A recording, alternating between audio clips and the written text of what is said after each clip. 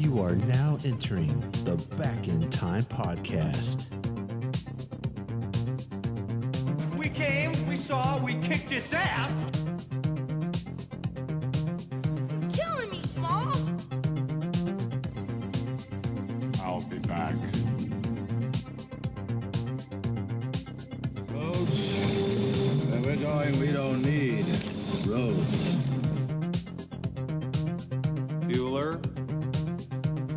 Bueller. My mom always said life was like a box of chocolates. Keep the change, you filthy animal. Here are your hosts, Kyle and JD. Welcome back to the Back in Time podcast, and welcome to another episode. Man, I am looking forward to this one, but before we dive in, the Terminator 2, let me bring in my co-host, JD. JD, how are you tonight? Hello. That's Spanish for good. Oh, okay. That's not Spanish for good. I Heyo. speak Spanish. Muy bueno. Absolutely. Well, hey, man, one of the things that we talked about in previous episodes was just how excited we are about T2. Having now gone back and actually watched the movie, I'm probably even more excited, but I'm also realizing that this is probably going to be a really long episode. So we'll kind of cut a lot of our normal intro stuff out and just kind of dive into things. But before we do, I do want to thank you guys for hitting the download button on this podcast. And if you haven't, make sure you click that little button. That does help us kind of gauge how many people are listening to the episode and paying attention to what we're putting out. You can also subscribe for free on Apple Podcast, Spotify, Google Podcast, Castbox, IGTV, YouTube. Pretty much any place you get your podcast, you can find us. And then you can follow us on social media at Back in Time Pod, Twitter, Instagram, and we're on Facebook as well. JD, let's dive into this thing, man. You ready? I am ready. You are ready. Here we go. So we begin with a shot of some traffic and playing kids, and then the shot fades and we are in Los Angeles 2029 AD. Nothing but skulls and what looks like no living beings until we see some people here in a minute. But we hear Sarah Connor voiceover. She says it was a nuclear fire that took out the people. And then we see soldiers trying to take down these Terminator-looking machines. Lots of explosions, lasers, and of course, Terminators. Sarah voices over again. The machine sent a Terminator in 1984 to kill me. It failed. The second one was set to strike at John when he was just a child. The Resistance would send a protector for John. It was just a question of which one would reach him first. We get to the opening credits scene here, and that starts to play. We'll put a pin in it for now, but JD, what were your thoughts on the opening scene and really the storyline setup? It's almost like a very Star Wars-esque, just throwing out there everything that you're about to see and experience kind of a setup. And I honestly didn't really remember the intro to this movie very much, so it was really kind of cool to see all of the mayhem and destruction of what the future world really holds for this universe. Agree. Yeah, I kind of forget about the beginning part as well. And we'll get a lot more storyline as we go. So we are back in present day, 1991. The ground starts to, the electricity begins. The Terminator appears from this Wizard of Oz looking glass ball. I feel like they could have done better. But JD, we get our first look at Arnold. It's been 7 years since we last saw him as the Terminator. We'll just call him the OG Terminator. But what did you think of his look here? Because he is slightly different. I think he looks, well, it's interesting because he's supposed to be timeless. And so for him to look different at all is kind of a unique little play, but you have to update to meet the time. So I have no issues with that. I agree. A lot more hair, little less muscular, a little bit more fat on the body. Not much, though, because the guy's a bodybuilder.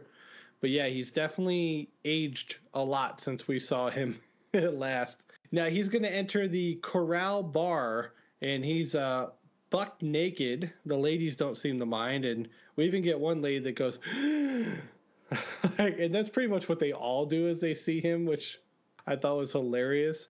he comes up to this guy who is a perfect match for him through the CPU, a biker. He says, I need your clothes, your boots. That was a weird accent. And your motorcycle. The biker says, you forgot to say please, and blows some cigar smoke in his face and then tries to put it out on his chest. And the Terminator grabs the guy's arm, just cracks it, sends him flying. Then he fends off a couple other bikers, including one that stabs him to the pool table with a knife. And then the biker throws him the keys and tells him to take it. And Terminator exits the bar in leather and some Bad to the Bone playing in the background. The scene ends with Terminator snatching a rifle and a pair of shades from who I assume is probably like the bar back or the owner. Pretty badass scene, though, to kind of start off here. What do you think, JD? Yeah, I'm with you. Anytime that you can have an action movie that has action in it and is not hiding the fact of what it is behind some glass door, it's all the better. It establishes, from a writing standpoint and from a narrative standpoint, just how strong of a character you are, because you're not telling the audience like, oh, he can't be beat. He's so tough. He's actually just B's a badass. Yeah. So it's much unlike you, when you would hit the football field and then you'd have that voiceover that would say, I'm Kyle, I'm good at football, and then you'd get put on your butt. Right. That happened all the time. Did you ever do? I used to do. My freshman year, I was on like the kick return team and like the punt team and like a bunch of other like random ass special teams. And I used to narrate when I'd be running down the field. I would narrate out loud. And here he goes. He's running down the field and then he knocks into this guy and he trips and he falls and he's got grass in his helmet. No, I never did that. But I am kind of picturing you doing that, but also like the Rudy theme song playing in the background, like just yeah, I love that picture. Now, I will tell you this: in basketball, I did a little bit of that, where I would kind of like in my own head, I was keeping track of how many points I had, kind of like pep talking myself, like what move I was going to do before I even got the ball, like spin move, baseline, and I'd get in, just go right around them. But you sound more vocal with yours. So oh yeah, mine was out loud. I'm a moaner. Oh, wow, that's interesting. Now we cut to another shot here of what we think could be another Terminator. We don't know. Cops spots the lightning strikes, then goes to check it out. And of course, we're going to be introduced to a new Terminator, the T-1000, played by Robert Patrick.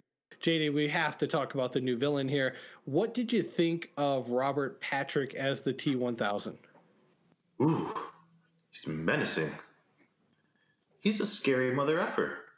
I agree. I think he's perfect for this. It's not like he's not as physically menacing as Arnold is. Obviously doesn't have the build, but just the look of him, like that's a guy you don't want to pick a fight with at a bar. Well, and you're absolutely right. And I think that's the beauty part about having him as the opposing Terminator, is because he brings this different level of fear that he instills in people around him, because he's not Arnold, yet at the same time he's just as scary. One of the interesting facts that I had read was that Robert Patrick trained specifically because there's a lot of running in this movie for him, so he really worked on running at high speeds with only breathing through his nose so that it would never show fatigue on the film. And I think that's one of the things that makes him kind of scary. And now maybe you'll relate to this. I used to try and run like I was a T-1000. Like I would pump my arms exactly like he did. And I would just like stare down things like I was about to attack somebody. Yeah, no, I definitely just ran like a human, a normal human. A slow one, but yeah, just normal. Please. We see the T-1000 get into this cop uniform and immediately access John's whereabouts. We cut to a suburban neighborhood where we meet John Connor. JD, let's talk about Edward Furlong here. Film debut, John Connor, future leader of the Resistance. What did you think of him as John Connor? He's not annoying as a kid at all. His accent definitely goes in and out, and he's not necessarily a good actor, as most children just aren't good actors. And as we see from Furlong's career, he never really blossomed, did he? I mean, he had some pretty good movies. I mean, we're talking about, obviously, future episode, Detroit Rock City. I thought he was great as well in that one thing. Yeah, now I'm struggling to find another role with him, to be honest with you. But I like him. I don't know. I wish that they would have made the third movie, which was originally intended to be like his vehicle and was going to star him, and unfortunately drugs got the best of him and we never got to see the true third movie because they had to replace him with Nick Stahl, who I can get behind. We see his adopted dad come out and tell him to mind his mother, and John just snaps back, "She's not my mother, Todd," and takes off with his buddy Tim on the back of his dirt bike. We cut to a mental hospital here where Sarah is doing one-arm pull-ups. The doctor is telling a group of doctors about Sarah's background. Let's listen to our first clip here.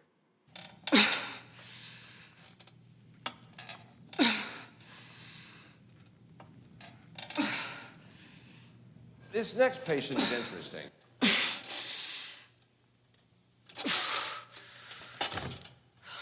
Here we are.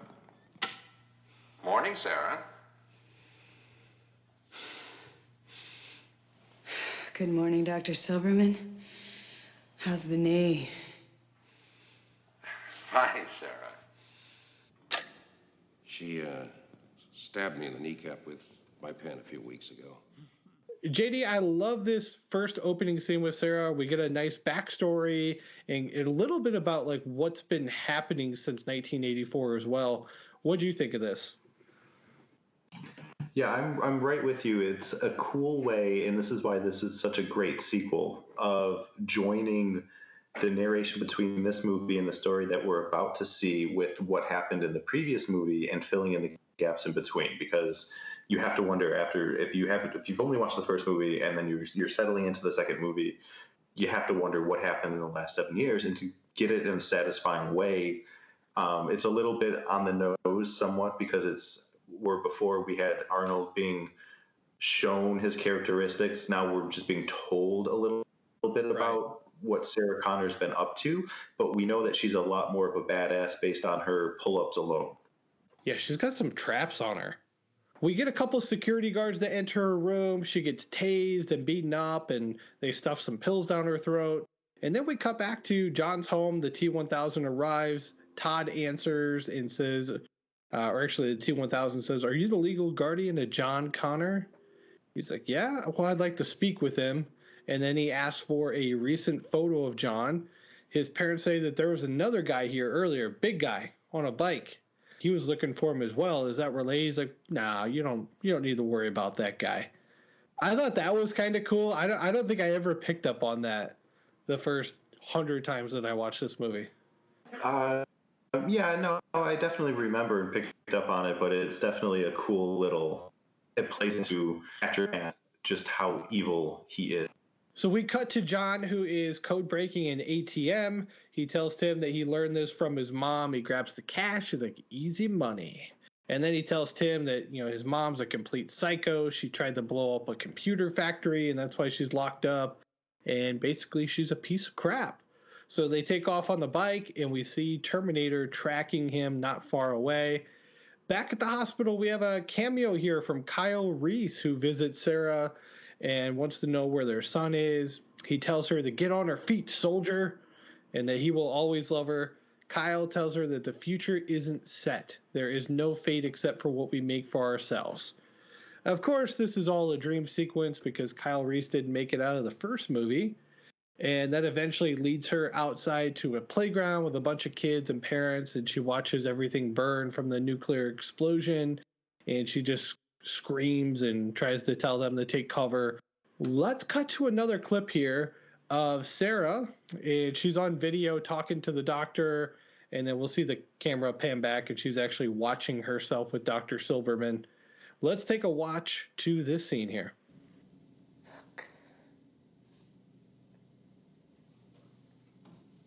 We know the dream's the same every night.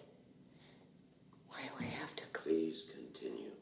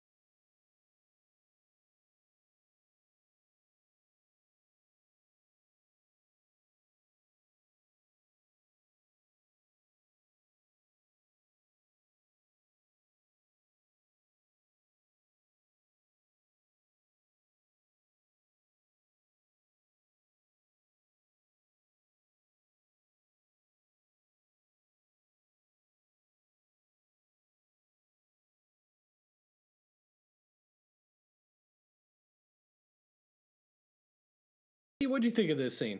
This scene, it's a powerful scene because it's super intense and super dramatic for sure. And you really get to see how unstable Sarah Connor could possibly be. And it's a cool psychological sort of juxtaposition between the fact that we already know that the reality that she's gone through to be true and the fact that nobody around her believes her. So it's almost like, I think 12 Monkeys did a great job of setting up similar. The whole time as a viewer, you never trust the narrator. But this time it's like that setup but in reverse, because we know she's not lying, that she's not full of shit, so you're mad at the doctors. Mm-hmm. I agree. And this is one of the best parts of Terminator Dark Fate, the recent movie, is they actually begin the movie with this scene of Sarah Connor talking to the doctor. And I was like, oh, this is going to be badass.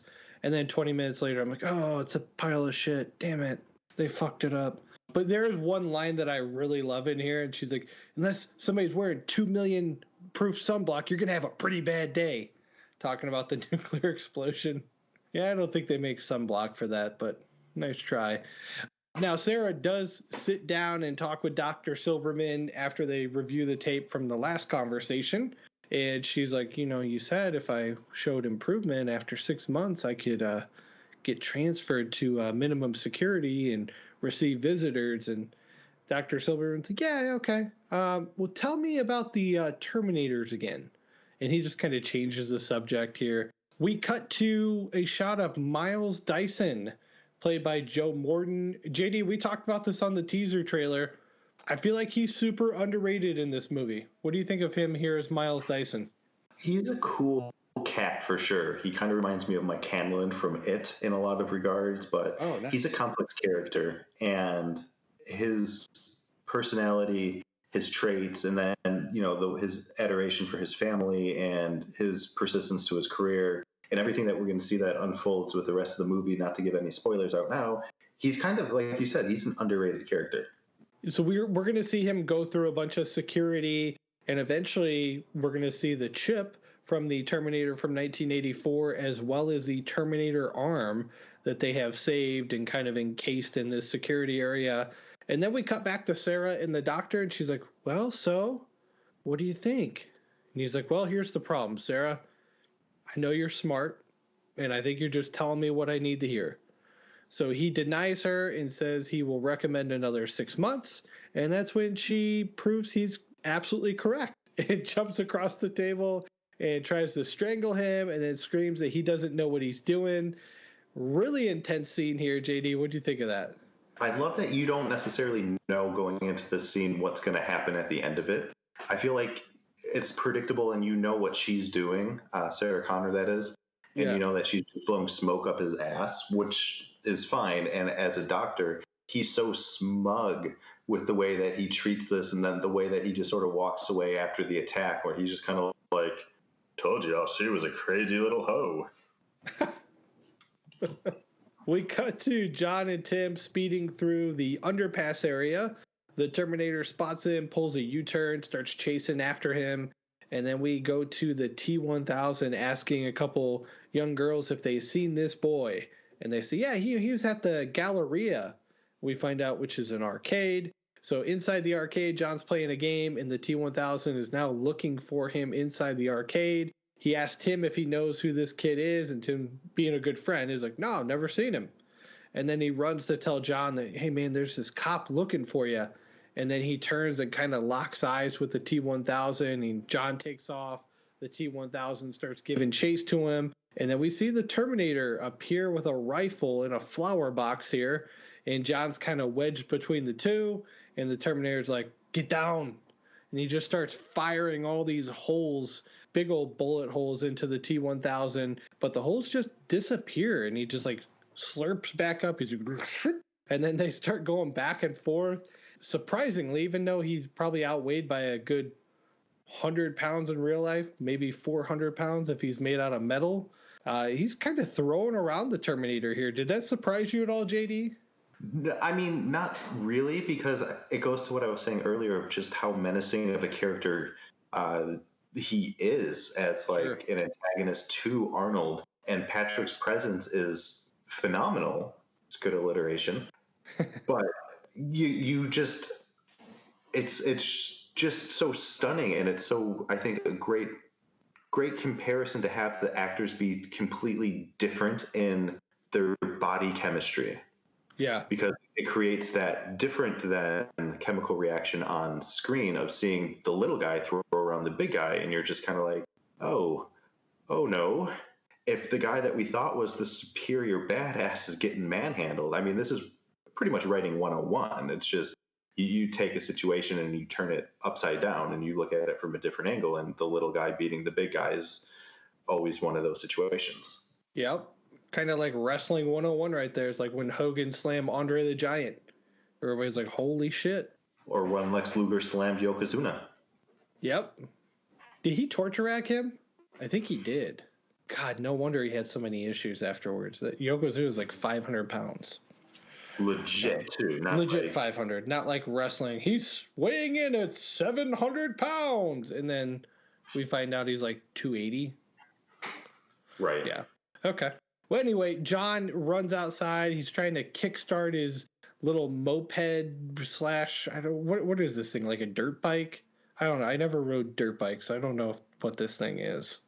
I think it's a dirt bike. I just don't know the dirt bike laws in California and jurisdiction at this point in the year. Yeah, so no kidding. So John just takes off, and he's kind of in that underpass area again where there's no cars, no traffic, and he thinks he's lost the T-1000. But when he stops to look, we see this semi-truck come crashing down from the overpass, and he's catching up to John very quickly here. The Terminator is catching up as well on the motorcycle, but now the semi is right behind John, bumping him in the back of his tailpipe. No pun intended. And it's not looking good for John here. And we see the Terminator kind of jump down, make his way behind the semi-truck, and then he like wedges right in between them. A little Cole Trickle move here on the outside. And he grabs John, pulls him onto the motorcycle, and then shoots out a tire. The semi crashes and blows up. I thought this is pretty amazing sequence here. It really holds up well. What do you think here? You know, a lot going on with the T-1002, who, I mean, comes out unscathed from this whole accident. it's great filmmaking for sure. Like, I think they do an excellent job of setting up this essentially a set piece where you have the chase scene and you've got the tail piping, as you so elegantly put it. Yeah. Was that a clear of a throat, or are you hungry? Nope, just clear my throat. Maybe. Are you clearing your butt? Anyways, it's a cool scene, and I think the reason why this movie and even the original movie go down in sort of the pantheon of such excellent films is because they stick to their guns in what an action movie is, and you always want to up the stakes, and you always want to take away from your protagonist at any time and put them balls to the wall. So the audience has to worry, how are they going to get out of this? And that's definitely the feeling that I think that this scene provides. It's like, seriously, how are they going to make it out of this? Right. So back on the bicycle, John and the Terminator are talking, and we find out the T-1000 is liquid metal, so pretty much almost impossible to destroy. They pull over, and John wants to call his foster parents here. He's like, you know, even though they're dicks, I got to at least warn them. And then the mom is kind of being strange on the phone. She's asking weird questions, and he's picking up on it. So Terminator grabs the phone, and he's able to mimic John's voice. He's like, hey, and the dog's name is Max. He's like, how's Shiloh? I forget the name that he uses. I'll just use my dog's name. And the mom's like, oh, yeah, Woofy, there you go. How's Woofy? And mom's just like, yeah, he's fine. Terminator hangs up. He's like, your foster parents are dead. So John says, you're telling me that this thing can mimic anything it touches? And Terminator basically says, yeah, that's one form. Anything it touches, it can form into, as long as it's equal size. So it can form into also like metal shapes, knives, weapons. Pretty advanced, man. A lot of things that this T-1000 can do that the Terminator cannot. And basically that's what made him obsolete and why John Connor was able to capture and reprogram him. Now, Sarah is being questioned at the hospital and comparing photos from 1984 to ones that were taken today at the local mall. And she's pretty silent here, just emotionless. Dr. Silverman apologizes to the cops and says, hey, she's become more and more disconnected to reality over time. Yeah, just the cops pack up and we see Sarah grab a paperclip and hide it in her mouth here. Now, John is venting to the Terminator next about his mom. He says everything that she told me was true and nobody believed her, not even me. He says that they have to get out of here, and Terminator tells him that they can't do that. The T-1000 will look to acquire her and to wait for him. John finds out that the Terminator has to do what he says, though. He's like, oh, cool. I have my own Terminator. John stops the Terminator from killing these two guys who he calls a couple of jock douchebags. And then John tells him that he's not a Terminator anymore. You can't go around killing people. And he orders the Terminator to help him go get his mom.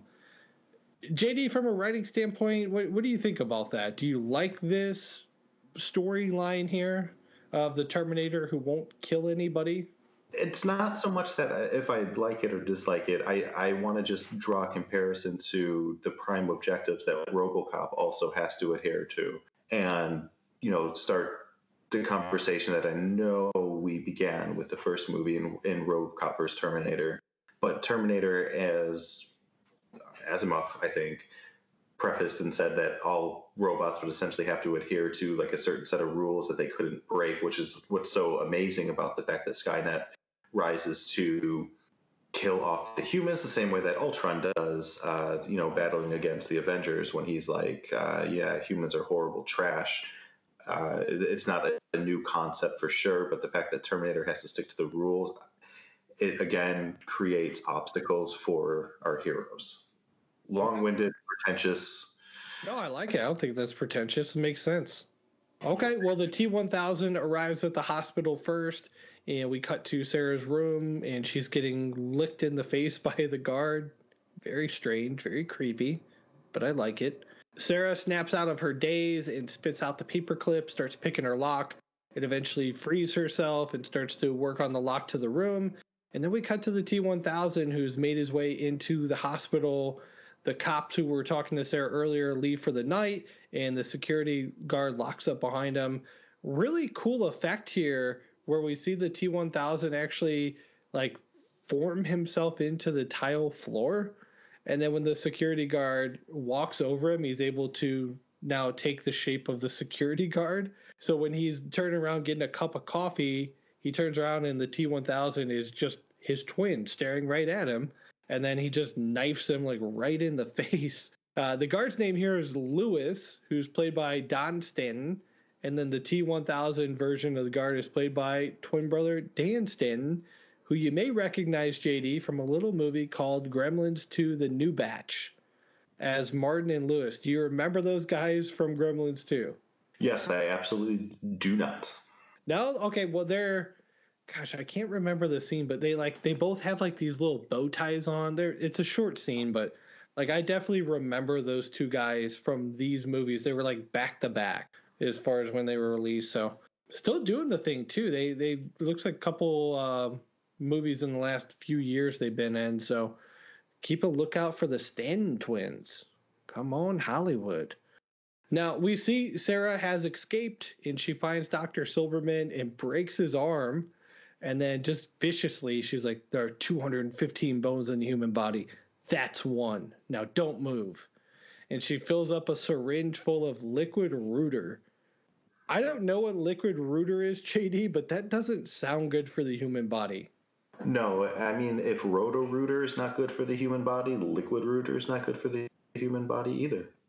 Yeah. So John and the Terminator arrive at the hospital, but before they enter, John makes the Terminator put out his hand and swear that he won't kill anyone. So they get to the gate and he just stands up and starts shooting the guard right in the leg. And then he gets back on the bike. He's like, he'll live.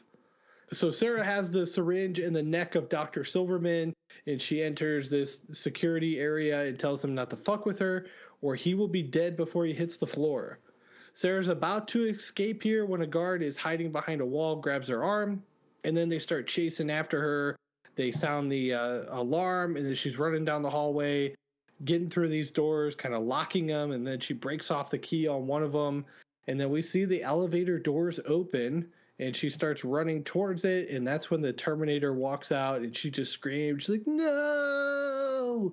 Starts running away, but then John chases after her, which she doesn't hear, and she gets tackled to the ground here by the hospital employees, guards, whoever they are, and they're about to ready to sedate her when the Terminator just starts beating up all the guards, and then John finally screams at her mom, gets her attention. And then Terminator extends his hand and says, come with me if you want to live. John says that he's here to help.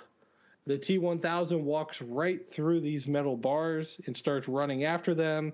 Really cool shot here. When they're in the elevator, the T-1000 pries open the doors and then gets his head split by a shotgun blast to the head. And then they exit the elevator and take over a cop car, and then we see the T-1000 drop out of the elevator by turning into liquid, and then just starts chasing after him. He's chugging along, and then Terminator and Sarah are able to fire some shots as they're driving backwards here and avoid the T-1000, and they just barely escape. A lot of great action here, a lot of cool effects. JD, what do you think? It is a really cool scene, and I don't know if that's what's so great about this film necessarily, or particularly, is the fact that it's almost little vignettes of exciting action moments tied together into like a big ball of awesome wax. But I love what they do to the security guard, and they just punk him, and again, you're just like, how are they going to get out of this situation? That the T-1000 has this whole new bag of cats that he's just going through the bars. He's turning it into little pine things. He's running, he's gunning, he's getting shot. He can't die. Yeah, it seems indestructible. Now let's listen to another clip here in the car with Sarah lecturing John about coming to the hospital. He's not back there. There's nobody behind us. Are you all right? Yeah. Can you even see anything? I see everything. Oh. Come here.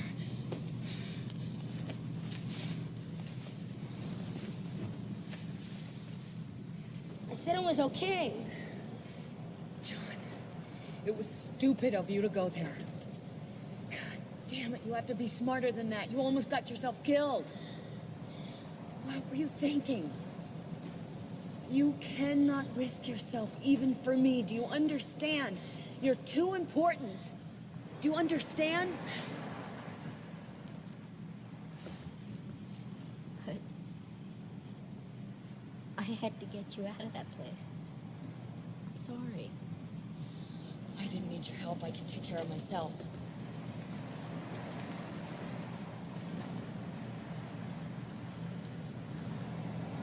What's wrong with your eyes? Nothing. JD, no doubt, tough woman, but she's a little hard on the kid, don't you think?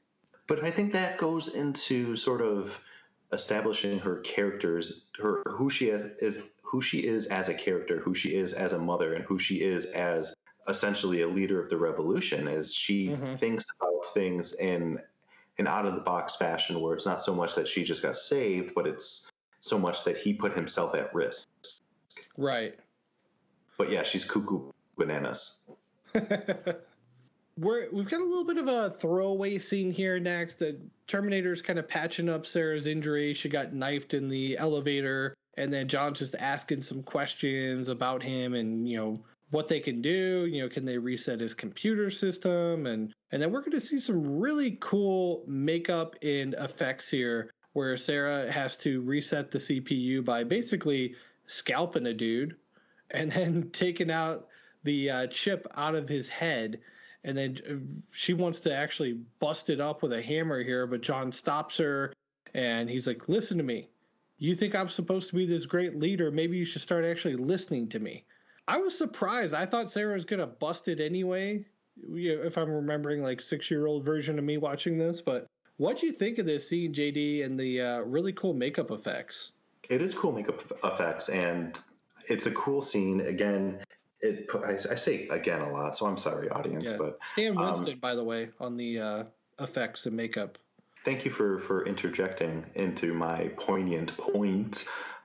No, we kid, audience. We kid. Kyle sucks, but we kid. I hate him, but yeah, continue. He has coronavirus. Let it go. I will. I'm gonna die. Go ahead. Thank goodness. Can I give you when you die, I'm calling this, and it's on the record, but can I give your eulogy? No, you may not. That's a really smart decision. Actually, I'm gonna sign off on that live on air if that happens. Make it. I thought you would have wanted a different direction with your response. I expected a no, but let it be heard. I have full eulogy rights. Eesh, boy. Now everybody will know about that weekend we spent in Nebraska. Oh, God. Stay away from that story. A lot of corn there. A lot of corn. Anyways, badass scene. I'm with you. I thought she was going to destroy the chip, but obviously that would sort of kind of end the movie. She couldn't do it. And I think it's an underrated line that John Connor, as a child, to have this kind of and level of awareness to be like, hey, if I'm supposed to be this great leader, why the fuck wouldn't you listen to me, you crazy old bat bitch? And I don't remember that line, from my previous watchings of the movie. And so I was kind of like, yeah, that's real smart. That's quality. Yeah. I mean, it's kind of on the nose, but it's quality. Absolutely. So next morning they break into another vehicle, take off. Terminator tells Sarah they need to get away from the city as far as possible. She's like, just head south. So John is teaching him some new verbiage, hasta la vista, baby, chill out, dickwad, few other words. I love where he tries to teach him how to smile as well. That part was hilarious. But let's listen to another clip here. We're going to find out a little bit more about Miles Dyson and him being the creator of Skynet. I need to know how Skynet gets built. Who's responsible? The man most directly responsible is Miles Bennett Dyson. Who is that? He's the director of special projects at Cyberdyne Systems Corporation. Why him? In a few months, he creates a revolutionary type of microprocessor. Go on. Then what? In 3 years, Cyberdyne will become the largest supplier of military computer systems. All stealth bombers are upgraded with Cyberdyne computers, becoming fully unmanned. Afterwards, they fly with a perfect operational record. The Skynet funding bill is passed. The system goes online on August 4th, 1997. Human decisions are removed from strategic defense. Skynet begins to learn at a geometric rate. It becomes self-aware at 2:14 a.m. Eastern Time, August 29th. In a panic, they try to pull the plug. Skynet fights back. Yes, it launches its missiles against the targets in Russia. Why attack Russia? Aren't they our friends now? Because Skynet knows that the Russian counterattack will eliminate its enemies over here. Jesus. JD, thoughts on that storyline? Miles Dyson is such a cool character, and it's kind of the way that they set him up and the way that they unfold him, and the more that we learn about him, and he's such a reluctant hero. At the same time, he's this essentially a supervillain who creates and orchestrates the end of the world, and not the end of the world, but the demise of humanity to a certain number percentage. And he's just this normal guy. He has no intent of doing what he eventually accomplishes. I like that. Yeah, and I like that you get the background of him in Skynet, and then we cut right to his house, and we get to see him as a person. He's really excited about this project he's working on. Terminator mentions he's a few months away from actually finishing this process, this computer thing that he's been working on. And his wife is just I don't know why this is so important. And he's like, well, listen, imagine a jet airliner with a pilot who never gets tired, never makes mistakes, never shows up to work with a hangover. And he tells his wife that, his heart, or actually his wife says, your heart and your mind is in your work, and that he doesn't even need his family. But she's being sarcastic. But, basically we find out the guy's a workaholic. And he's like, you know what? You're right. So he shuts off the computer, and he's like, we're going the raging waters. And I just, from a writing standpoint, I like, JD, that we, even though Miles Dyson, he kills 3 billion people with this creation. They're giving him some backstory where you actually care about him because he is a family guy. He does love his kid. He's going to take him to raging waters instead of sitting on the computer all afternoon. Yes, exactly. Exactly. So the Terminator and the Connors arrive at Enrique's house, an old friend of Sarah's, and we see that Sarah has hidden and stored away a lot of weapons here. And they introduce the Terminator here as Uncle Bob. Just to kind of keep things short here, takes up like 15 minutes here in this desert. A lot to really kind of skip past, I think, to keep this a little bit shorter for you guys to listen to. But obviously, JD, Sarah has clearly prepared for whatever is coming their way with all these guns. Like, was she planning on doing this war by herself? Oh, I kind of feel like she had two plans. One was that hopefully people believe her, and the second plan was, screw this, I'm saving the world. So yeah, my sole advice and response to anybody, critical, or as you're writing your own movies or making your own movies is, and as you're on your dating apps or you're venturing out into the world, ladies and gentlemen, don't stick it into crazy. Yep. Do not stay away from that in the crazy honeypot. Okay? Bitch is nuts. Speaking of crazy and a little nuts, she has another dream and then wakes up the next morning, loads up a car, and takes off without John and Terminator and decides she's going to go kill Miles Dyson. John orders the Terminator to help him stop his mom from killing him. So we arrive at the Dyson house, and Sarah is in sniper mode here outside of the house. She's got a lock on Miles sitting at his office desk, working away on his project. And we see his young son with a remote control car right behind him. And she's about to blow his head off when he kind of ducks down out of the way. And Sarah fires a shot into his computer and then just starts blowing up this office room here, just unloading an entire clip. And then she drops off the, I don't even know what these guns are. I'm not a gun person. I assume it's some type of like automatic rifle. And then she pulls out her little pistol and starts approaching quickly. And she shoots him in the back. And he kind of falls down on the carpet here in the living room. And his son kind of covers him up. He's like, don't shoot him, don't shoot him. She tells Miles that this is all his fault. And then she grows a conscience here and decides not to shoot him in front of his entire family. John and the Terminator arrive as Sarah is kind of slumped down on the wall. Terminator checks on Miles and the family, and John tells the Terminator to show them who he is.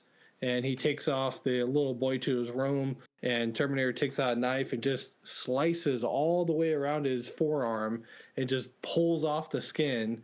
And Miles Dyson's wife is just screaming, and so is he. But Miles knows exactly what this is because we saw him earlier with the chip and the Terminator arm. So he's putting two and two together here pretty quick. And then Terminator is going to basically download all this information to Miles, explain to him. And we even hear Sarah with a voiceover saying it's not every day that you find out you're responsible for 3 billion deaths. And she says he took it pretty well. Sarah starts to lecture him, but John cuts her off and tells her that they need to be constructive and that and they need to be better with their time. And Miles says, you know what, I'll quit Cyberdyne tomorrow. They're like, that's not good enough. He's like, all right, well, we need to destroy all the work. So, JD, a lot to digest here. Miles isn't dead yet. What do you think of this scene? Oops. Who says Miles dies at all? What? No. Spoiler alert. Come on. Oops. No, we have a cool little setup of scenes here. Like the first thing I want to comment on is how cool it is to watch the Terminator slice off his realistic skin from his hand. Like I always appreciated that scene so much. The fact that he just takes that little knife and just cuts on down, and he's got blood and he's got everything, and he rips off the skin. And I always just wondered, like, if we as humans tried to do that, would our bones of our fingers and our forearm just like fall apart? Would we die? I don't know. I kind of want to try it. I also realize that's called suicide, but yeah. I guess what I would want to know is what's computer animated here. I don't know if any of it is. And what is it like practical effects and makeup? Because it's 1991. We know Cameron loves his effects. No, I think a lot of it is, at least it appears to be practical. It appears to be fantastic. Audience, if you know better than us, like, educate us. But I mean, this is a very seamless scene. Like, it has no bumps. Like, I rewatched. Well, we'll get to, because there's some scenes later in the movie that aren't so good. Yeah, I agree. So there's one that I have in my mind. Yeah. Okay, good. I hope it's the same one that I've got. But yeah. Okay.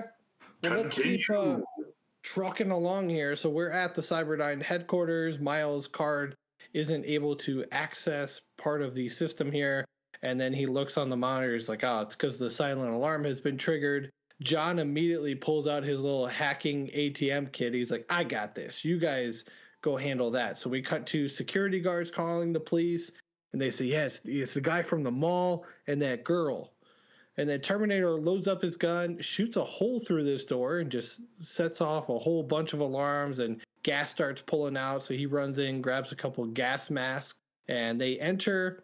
Outside, the T-1000 has arrived at the Dyson house, and he sees that the work has been destroyed, and then hears on the police radio here announcing that they found Sarah Connor, and she's at the Cyberdyne building. And the police are now outside of that building. They're locked and loaded.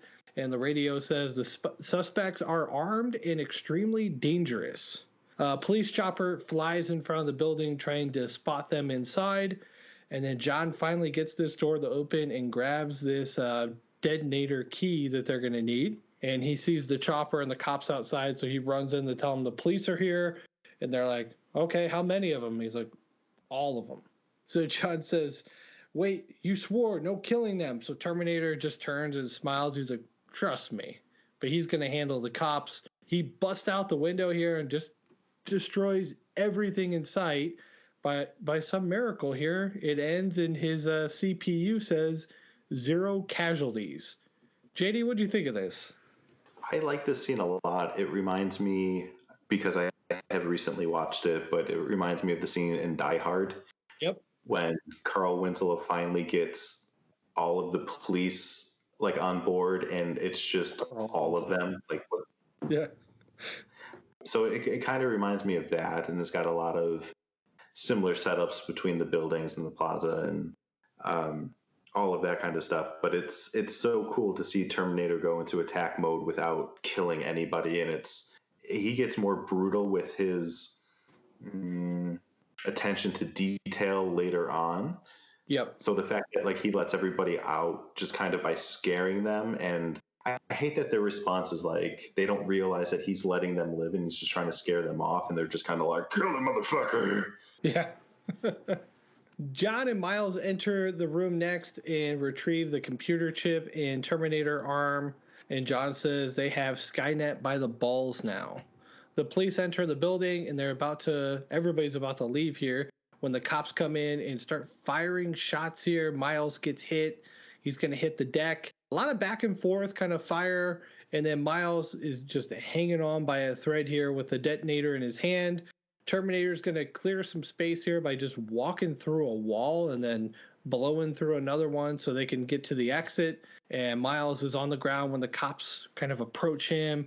And he's like, I don't know how much longer I can hold this. And they realize this entire building is about to blow. So they take off. Eventually, Miles' breathing slows down. And then we just hear a donk. And then the building just blows sky high here. Obviously, that's the end of Miles. JD, what do you think of this explosion? Pretty awesome. It's a really cool explosion. I've always admired the way that Miles dies. Maybe we save this conversation for later because I know you're more well-versed in the rest of the Terminator movies than I am, but the fact that he does die before creating his creation, which should stop what happens from happening, but as we learn from other movies, time travel's convoluted. It's so interesting. Like, it's fascinating that everything that Sarah Connor wanted to accomplish, she does tenfold because all of the files and everything else is also wiped out. Right. Well, the elevator doors open and the cops are waiting in the lobby here. They fire some tear gas. But John and Sarah luckily have the mask that they can put on. Terminator says, "Stay here. I'll be back." And he's getting pelted by bullets here when he approaches the cops. And he just starts shooting them all in the leg. He just and then takes out another guy with like a potato gun or something. I don't know, but he's not killing them like he promised. And then outside, he fires a round of tear gas to back the cops up again. And then he's going to take over the SWAT van, drive it into the building. And that's when we see the T-1000 commandeer a helicopter. And we're going to have a pretty awesome chase here. So a lot of back and forth between the van and the helicopter trying to take one another out. Sarah gets shot in the leg, and then the helicopter crashes. The van flips over, and then we see the T-1000 get out, and he's going to knife a truck driver here and take over his liquid nitrogen truck. Like, things couldn't be any worse. Like, he couldn't have got like a Idaho potato truck. Like, he got one loaded with liquid nitrogen.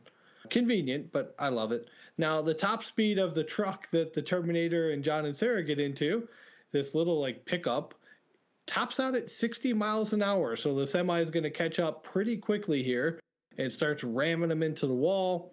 And then Terminator has John take over the wheel, starts firing shots at the semi truck, and they're racing toward a building here that says CSI Steel. Terminator gets out of the window and runs down the truck bed, jumps onto the semi, and just starts blasting the T-1000 and is able to grab the wheel and just crank it hard left and just crashes, flips the semi over, and then Terminator is able to jump off and kind of roll his way out of trouble before the truck blows with all this liquid nitrogen.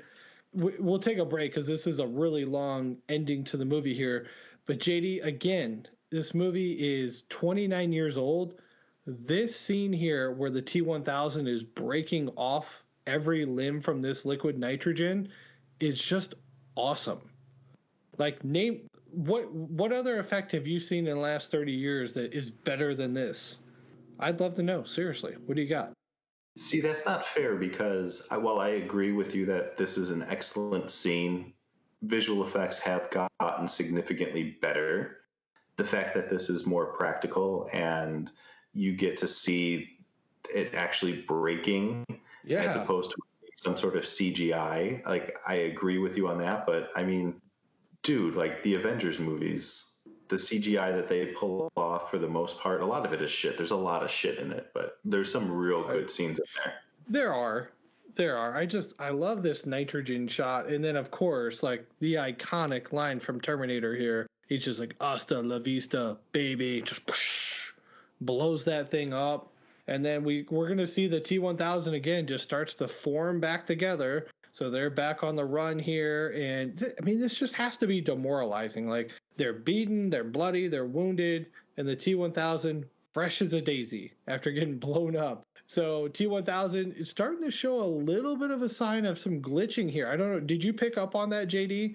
Where it accidentally started to like form into a guardrail just because he kind of brushed his hand against it as he was walking? Yeah, I never noticed that previously in like other watches before now, but this time it was definitely kind of like, oh, shit's not going well with his CPU. So Terminator tells them to run, and against John's order, who's like, no. John's like, you guys got to get out of here. And the Terminator and T-1000 are in another fight. T-1000 is really getting the best of him here pretty quickly. Terminator ends up getting his hand jammed into this machine, and that's going to leave him stationed in this one spot. So T-1000 turns back towards Sarah, and John's going to start going after them. He's able to finally break off his arm here, so he's now down to one limb. Sarah and John are on this platform as the T-1000 approaches.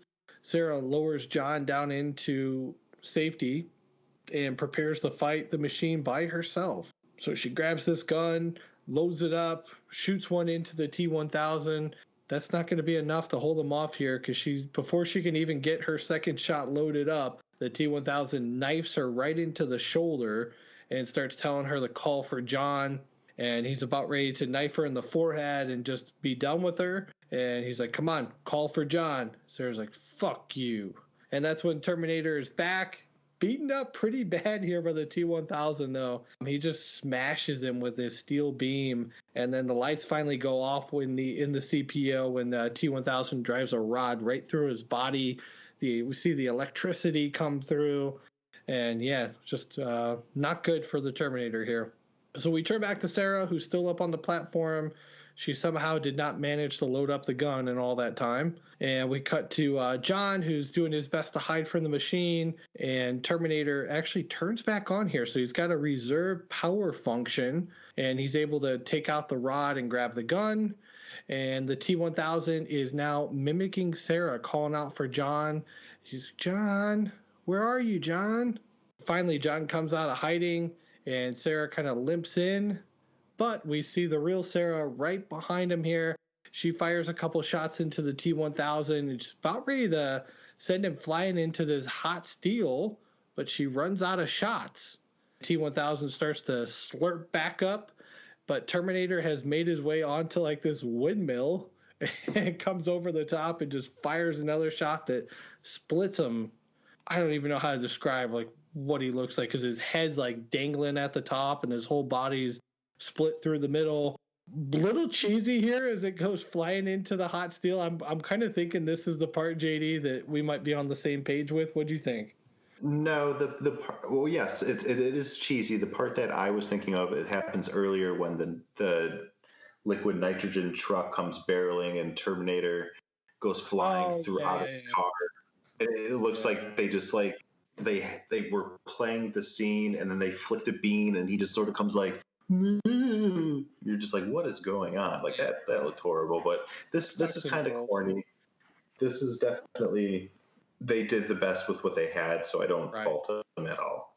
They couldn't really do the practical effects here, so you've got 1991 CGI doing what it can do. So I did think it was cool that it was kind of like morphing into all the other characters that it's taken over during the period, the time that we've been watching the movie. But yeah, it's not great when it ends here.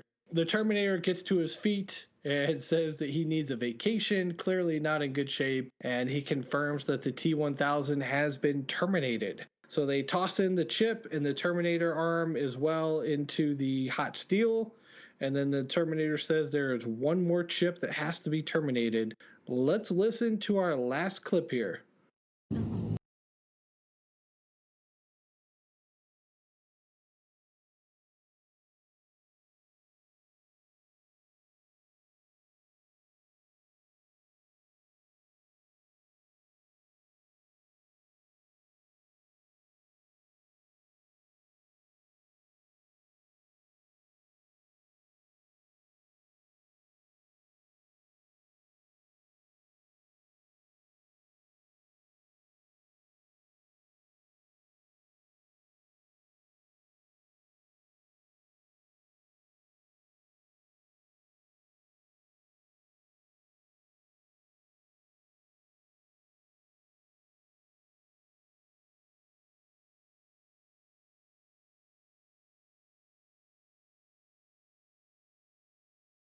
JD, that's it for the Terminator.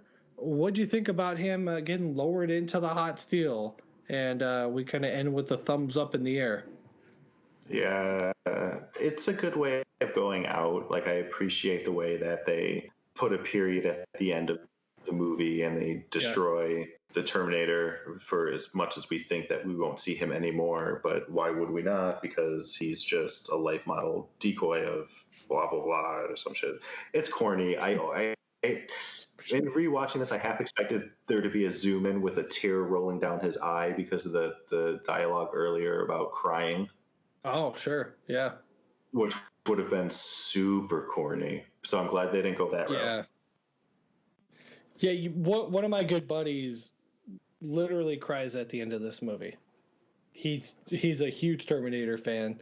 And just like, him getting lowered down and the music's going in the background. Just da-na-na-na-na-na. Is this not just the soundtrack for the video game Contra? It might be, but I think it's a little bit better. It's awesome. So maybe. I'm not going to lie, but I always think of Contra when I hear this. I always think of RoboCop vs. Terminator, the video game for Sega Genesis. You love that game. Yeah, man, that's it. I mean, there's like one quote at the end from Sarah Connor here, but that's the end of the film. I mean, again, 29 years old.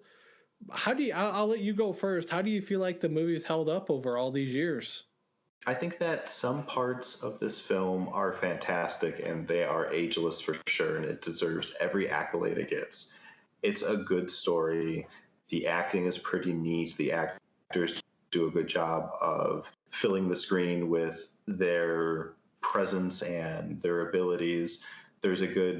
We have a strong female lead, we have a strong male lead, then we have another strong male lead, then we have a strong child. Everyone is strong in this movie, and even Miles Dyson, like, to be able to hold on before blowing up the bomb to make sure that he finishes his life work, but mind you, without injuring or hurting any of those police officers, because he warns them that he's about to blow them up. So I think that there's a lot to be said for this movie and what they did with the story and how they created it.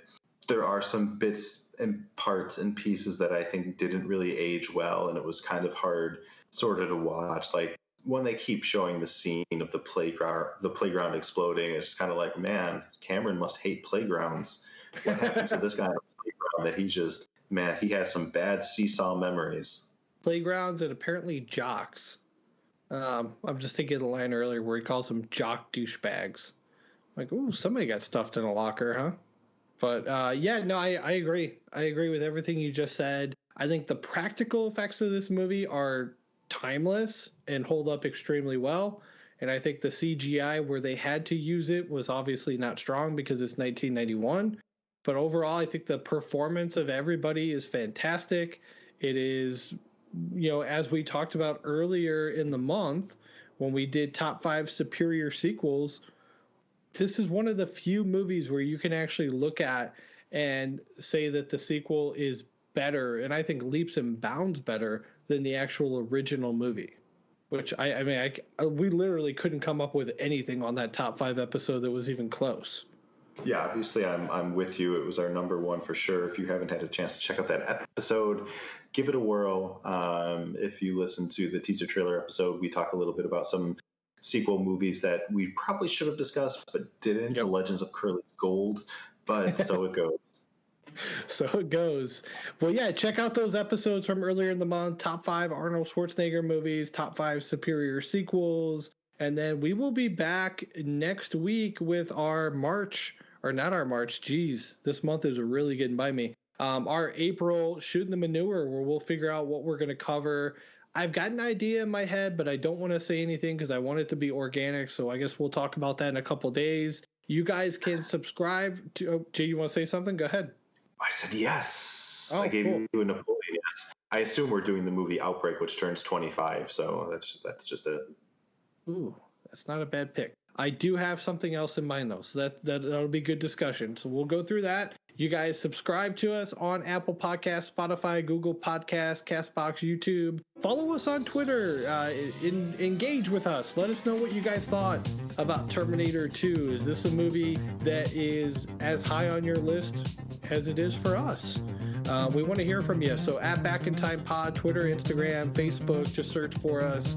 And throw us a 5-star review while you're at it. Help us grow this podcast. But yeah, other than that, we will talk to you guys next week as we get into April and a bunch of more episodes to come.